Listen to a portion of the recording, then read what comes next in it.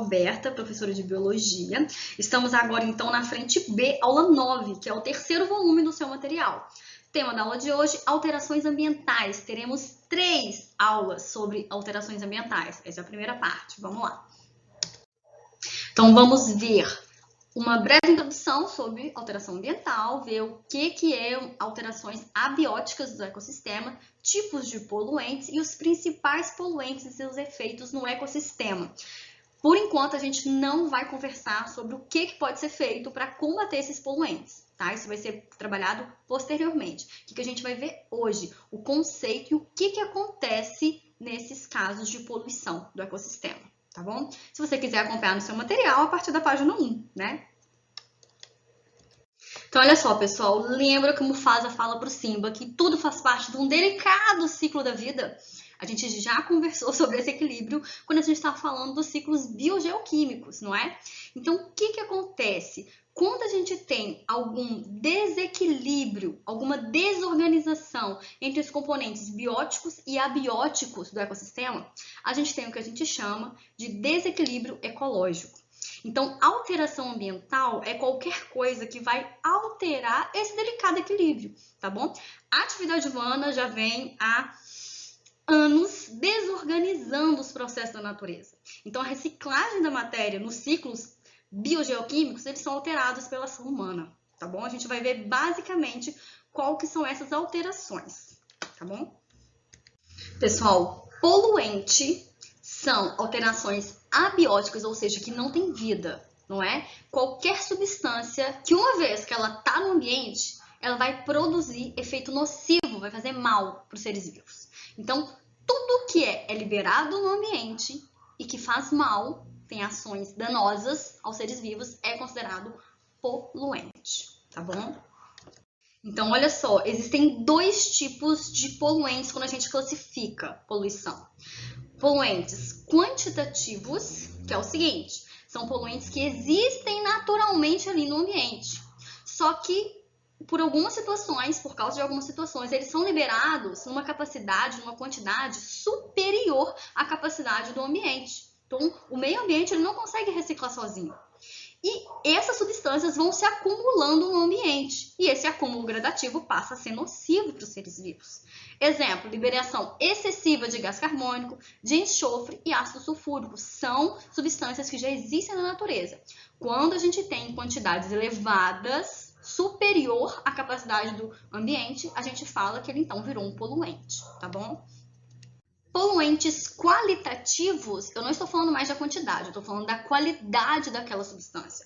É uma substância que não tem normalmente na natureza, não está presente na natureza. Normalmente são produtos sintéticos, artificiais.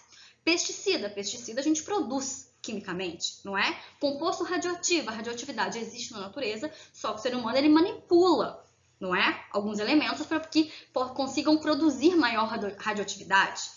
Derivado de petróleo, na verdade, ele deveria ficar lá enterradinho, né? Debaixo de camadas do solo. Quando a gente desenterra isso e usa, a gente está pegando uma coisa que não faz parte do ecossistema atual. São compostos de seres vivos que viveram há milhares de anos. A gente vai conversar sobre isso, tá bom? Então, 2 tipos de poluentes. Um relacionado à quantidade que esse poluente é liberado no ambiente, e outro relacionado à qualidade, ou seja, o que é aquilo, uma coisa que não existia antes, tá? Tô falando da qualidade, uma coisa que existia, uma coisa que não existia, beleza? Então, olha só, gás carbônico, a gente falou sobre o carbono no ciclo biogeoquímico do carbono.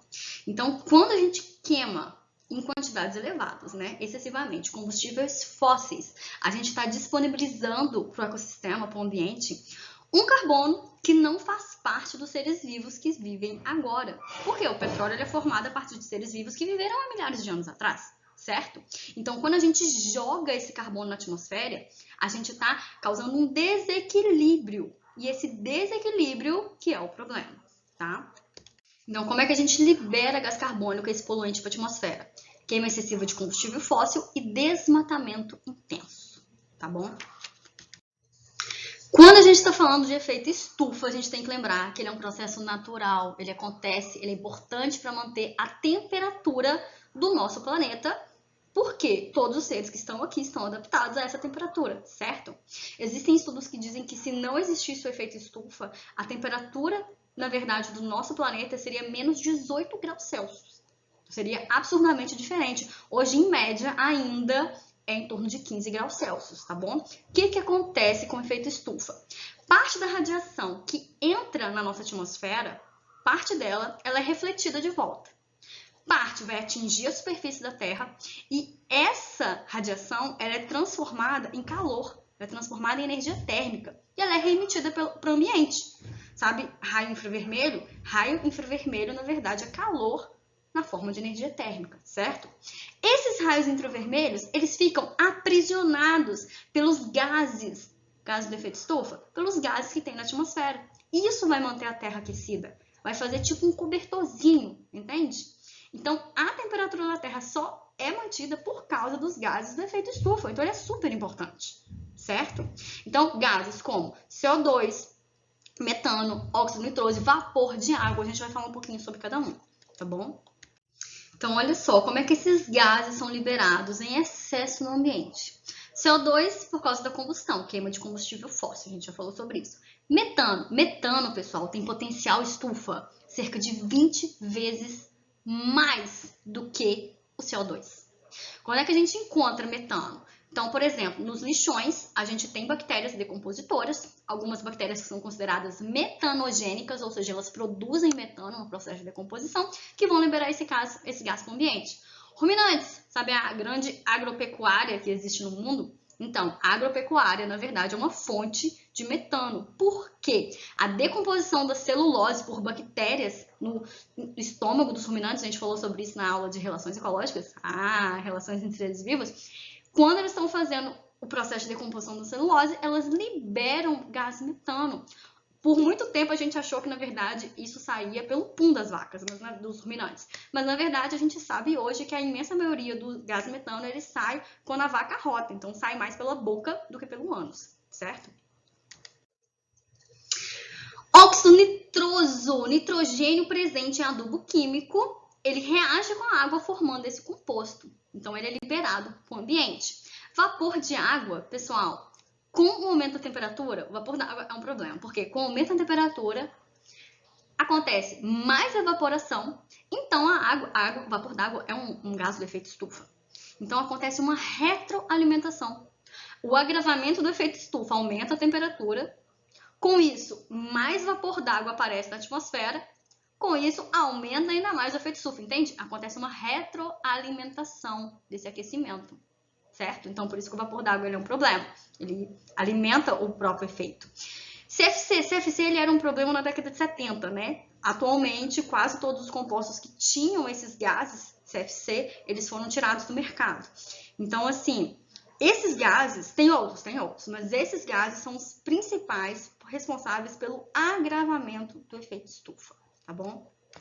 Então, olha só, pessoal, quando a gente está trabalhando com o efeito estufa, a gente tem que lembrar que ele é natural. O problema só aparece quando há uma intensificação desse efeito estufa. Então, a ação humana libera mais gases, estufas no ambiente, e isso faz com que aconteça um aumento da temperatura. Esse é o problema. Então, o aumento da temperatura no efeito estufa, que é o problema. E aí a gente vai ter vários impactos. Impacto direto, é o aumento da temperatura. Consequentemente, derretimento das calotas polares, certo? 2 problemas. Alteração dos ecossistemas, que alguns animais estão ali habituados. Então, eu já comentei com vocês sobre a situação dos ursos polares, que estão caçando coisas que antes eles não caçavam. Então, os nichos ecológicos dos animais que vivem nas regiões polares está sendo alterado. Isso, consequentemente, está gerando um desequilíbrio na cadeia ecológica, na cadeia alimentar, certo? Quando a gente considera que essas calotas agora elas derreteram, essa água está espalhada em algum lugar, certo? Então, a gente vai ter também impacto do aumento do nível das águas. Isso pode causar inundações. Cidades litorâneas podem começar a desaparecer. Impacto direto. Tem mais? Tem mais. Se tem mais água no ambiente, pessoal, alguns insetos se reproduzem mais em ambientes quentes e que tem grandes coleções de água. É o caso de alguns insetos no Brasil que transmitem doenças de saúde pública. O Aedes aegypti, ele precisa de água, certo? A Anopheles precisa de grandes condições de água. Então, esses insetos que são potenciais transmissores de doenças de saúde pública, né? Eles vão ter um ambiente melhor para se reproduzir, certo? Com a alteração de todo esse ecossistema, a gente pode ter alguns animais que são sensíveis à temperatura. Então, pode levar à extinção de alguns animais. Por exemplo, a gente tem também a gente teria uma maior proliferação de alguns tipos de fungos que causam uma dermatite em anfíbios. Anfíbios, se vocês se lembram, eles fazem respiração cutânea, então eles precisam que a pele esteja úmida para poder fazer trocas gasosas. O que acontece? A proliferação desses fungos na pele dos anfíbios acaba causando uma asfixia nesses anfíbios. Eles morrem asfixiados, só que tristeza. Então, vai alterar, na verdade, o ecossistema inteiro. A gente está falando também na mudança da direção de certas correntes de vento. Por quê? Gente, temperatura, lembra das correntes de convecção? A gente vai conversar um pouquinho mais para frente. Então, o que acontece? As mudanças da direção de certas correntes de vento pode alterar ritmo e distribuição das chuvas no planeta inteiro. Então, quando a gente está falando de efeito estufa, a gente tem que lembrar que é natural, o problema é o agravamento dele, certo? Impacto direto, aumento da temperatura. E aí, com base nesse aumento da temperatura, a gente pode ter vários desdobramentos, tá bom? Eu tenho questões que vão falar sobre os impactos diretos e impactos indiretos. Tem que lembrar disso aí. Monóxido de carbono. Galera, ele é o principal poluente atmosférico nas áreas urbanas. E ele aparece por causa da combustão incompleta de combustíveis fósseis, principalmente a gasolina, na verdade, né, que é derivada do petróleo. Então, os meios de transporte que usam combustível fóssil, eles são potenciais poluentes do ambiente, principalmente aqueles veículos mais antigos. Porque, além de liberar o monóxido de carbono, libera também material particulado. Sabe aquela fuligem que vai dar aquela coloração acinzentada? Sabe, mais escura para a fumaça que está saindo ali do carro? Então, isso é altamente perigoso para a nossa saúde. Material particulado, se a gente inala, ele pode ficar preso nos nossos pulmões. Se ele vai para a corrente sanguínea, ele pode causar vários problemas. Mas, o que acontece? Monóxido de carbono, além de estar associado com material particulado, tem outro problema. Quer ver? Então, lá na nossa corrente sanguínea, nossas hemácias lindas, maravilhosas, elas têm a hemoglobina, já conversamos sobre a hemoglobina. Hemoglobina, pessoal, ela é a proteína responsável por fazer uma ligação com os gases respiratórios. Então, ela vai se ligar tanto com o gás oxigênio, quanto com o gás carbônico, porque a gente faz trocas gasosas, tanto nos alvéolos pulmonares, quanto nos tecidos, não é? Então, essa ligação, se ela fosse muito forte, a troca gasosa ia ser dificultada. Então, ela é fraca, ela é instável, ela se desfaz com facilidade. Sim, porque a gente está fazendo troca gasosa com os tecidos, nos tecidos o tempo inteiro, certo? O que acontece? O monóxido de carbono, ele faz uma ligação com a nossa hemoglobina muito forte. Essa ligação não se desfaz com facilidade. Então, se a hemoglobina está carregando o monóxido de carbono, dificilmente ela vai soltar aquilo e se ligar ao oxigênio ou gás carbônico, que são os gases respiratórios que a gente precisa transportar na nossa corrente sanguínea. Então, se a hemoglobina está ocupada com o monóxido de carbono, é um grave problema, porque reduz a capacidade de transporte dos gases respiratórios. Com isso, vai reduzir a oxigenação de tecidos, de todos os tecidos. Então, pode causar morte por asfixia. Esse é o principal problema do monóxido de carbono. Tem outro? Tem. A gente sabe que o monóxido de carbono, ele bloqueia a enzima responsável por armazenar e transportar energia, ATP, nas células. Então, ele é fundamental no processo de produção de ATP. Então, lá na mitocôndria, ele bloqueia essa proteína citocromo oxidase, que é imprescindível para a produção de ATP, certo? Então, 2 problemas do monóxido de carbono. Óxido de enxofre e óxido de nitrogênio. Pessoal, quando a gente queima óleo e combustível fóssil, então a gente tem desprendimento desses óxidos e eles reagem com vapor de água que está na atmosfera. E aí forma ácido. Os mais perigosos são ácido sulfúrico e ácido nitroso, porque eles são os mais danosos à saúde humana, mas também são danosos a toda forma de vida. O que acontece? Se esses óxidos, esses ácidos são formados quando chove, a gente já considera a chuva ácida pH menor ou igual a 5,5. Tá? Então, a chuva já é considerada ácida com pH ou igual a 5,5 ou menor do que isso.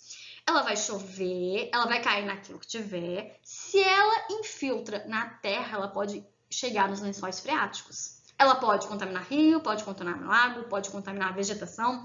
Aí na nossa primeira fotinha a gente tem um ambiente detonado por causa de chuva ácida. A gente está falando de consequências nos seres vivos, né, principalmente. Mas, por exemplo, eu trouxe para vocês uma foto de um monumento que está danificado por causa da chuva ácida, tá? Então, chuva ácida, ela é formada por causa da formação desses ácidos, beleza?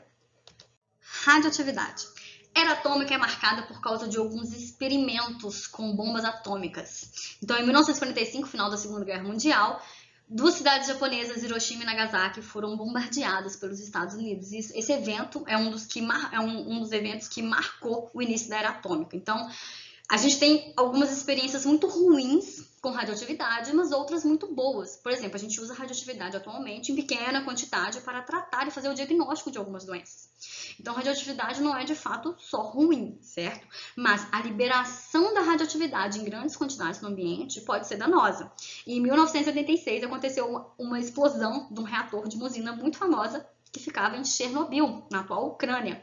Então, isso é muito bem documentado. Na época, eles tentaram abafar e tal, mas é muito bem documentado. Quem tiver interesse, tem documentário, tem minissérie, tem alguns materiais sensacionais, né, sobre o acidente, o desastre lá de Chernobyl. O que acontece? Quando essa radiação ela é liberada em grande quantidade de uma vez, por exemplo, quando acontece algum acidente igual aconteceu com Chernobyl, a gente tem o impacto direto de acontecer queimaduras. Então, o calor vai destruir as células da nossa pele, né? Mas se isso não acontece, se a radioatividade ela é liberada de forma gradual, as correntes de ar elas podem distribuir esses resíduos radioativos, certo? A gente tem dois problemas: essa liberação de resíduos radioativos de forma gradativa, e a gente também tem um problema que a gente não sabe direito aonde guardar o lixo atômico produzido pelas usinas nucleares. No Brasil, a gente tem usina nuclear lá em Angra e ela é super, ultra, mega blaster bem protegida, porque o mundo já teve algumas experiências ruins, né, como Chernobyl. Mas o nível de segurança dessas usinas tem que ser, tipo, altíssimo, entende? Porque o que aquele lugar guarda pode ser muito danoso. Então, a gente tem um nível de segurança excelente em Angra, certo? Além do problema de queimadura instantânea que acontece por causa do calor, né, nas células da pele, esses componentes que estão aí são os principais emitidos quando a gente tem radioatividade. Mas a gente tem um exemplo, por exemplo, do estrôncio 90, que quando ele entra na corrente sanguínea, ele é confundido com cálcio. E aí ele é absorvido e ele é fixado no tecido ósseo. Enganado, né? Mas ele é fixado ali e ele passa a emitir radiação. Pessoal, no nosso tecido ósseo, a gente tem um tecido hematopoético, não é? Medula vermelha, que ela é responsável pela produção de células sanguíneas. Então, se acontece a emissão de radiação ali, de radioatividade, ela pode provocar mutação genética. Então, ela vai alterar a estrutura do DNA daquelas células. Fazendo isso, ela pode provocar algumas doenças, como leucemia, né? Então, o problema da radiação é que ele pode alterar a estrutura genética do nosso corpo. Então, ele altera o fenótipo porque ele altera o genótipo, certo? Então, ele altera o material genético das células. Vou compartilhar com vocês uma notícia que um grupo da USP calculou a dose de radiação em um osso de uma pessoa que morreu por causa desse bombardeio lá em Hiroshima que eu comentei com vocês. Depois vocês dão uma olhadinha, tá?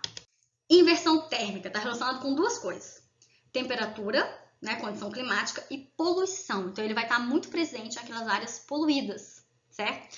É muito comum em centros urbanos. O maior exemplo que a gente tem é São Paulo. Se você jogar assim no Google, inversão térmica São Paulo, você vai ver várias fotos parecidas com essa aí que tá aí, ó. O que acontece? Lá é frio e lá tem muita poluição. Então, sim, São Paulo tem muita inversão térmica, beleza? O que acontece? Num ambiente sem inversão, os poluentes liberados naquela atmosfera vão ser renovados, porque o ar é renovado, então ele vai dispersar. No ambiente que está acontecendo inversão térmica, aqueles poluentes ficam presos. Então, eles ficam presos numa camada de ar quente. É o que a gente vê na foto aí, é o que você vai ver se você jogar lá no Google Inversão Térmica São Paulo, tá bom? A gente precisa entender como que acontece corrente de convecção para poder entender a inversão térmica. O que acontece na corrente de convecção? A gente sabe que se eu colocar um café, um chocolate quente aqui, extremamente quente, a gente vai ver uma fumacinha saindo, não vai? Então, quando o ar está muito quente, ele é menos denso, então ele sobe. Quando o ar é muito frio, ele é mais denso, então ele desce. Então, isso é a corrente de convecção, certo? Ar frio desce, ar quente sobe. Esse movimento faz com que, na verdade, a poluição que é liberada no ambiente seja dispersa por causa da corrente de convecção. É isso que acontece no ambiente normal, onde não tem inversão térmica. No caso da inversão térmica, por exemplo, em São Paulo é frio. Então, vai ficar uma camada embaixo que é fria, não é quente. Ar frio não é mais denso, ele não desce, mas já está embaixo. Então, esse ar frio, ele vai subir? Então, a gente vai ter uma camada de ar frio, uma camada de ar quente em cima, por causa da produção de alguns poluentes, e uma camada mais fria lá em cima, vira um sanduíche, entende? Então, a corrente de convecção não acontece, a poluição fica presa ali nessa camada de ar quente. Por quê? Embaixo tem ar frio e em cima também tem ar frio, certo? Esse é o problema da inversão térmica. Vamos fazer a questão 10, página 6 do seu material aí. Considere as seguintes ocorrências poluidoras. 1. Fenômeno provocado por poluentes atmosféricos emitidos pela queima de carvão mineral e diesel, como o dióxido de enxofre, que pode originar ácido sulfúrico. Ah, tô falando de originar ácido sulfúrico. Então, eu tô falando de chuva ácida. Não é? Tá gerando ácido ali no ambiente, a gente tem que relacionar com chuva ácida. 2. Fenômeno que pode causar mudança climática global e elevação do nível dos mares. Pessoal, globalmente, certo? E elevação de nível de mar, que é a temperatura aumenta, vai derreter calota polar, vai elevar o nível dos mares. A gente tá falando do quê? Agravamento do efeito estufa. 3. No inverno é frequente ocorrer a retenção de poluentes atmosféricos próximos ao solo. A gente acabou de falar da inversão térmica, né? A temperatura, inverno, retenção de poluentes. Está falando do quê? Inversão térmica. Resposta correta. Letra A, de atmosfera. Pessoal, teoria sobre isso, página 1 a 4, exercício da página 4 a 10. Faça os exercícios, procure a gente nas assistências online, tá bom? Bons estudos para vocês. Beijo!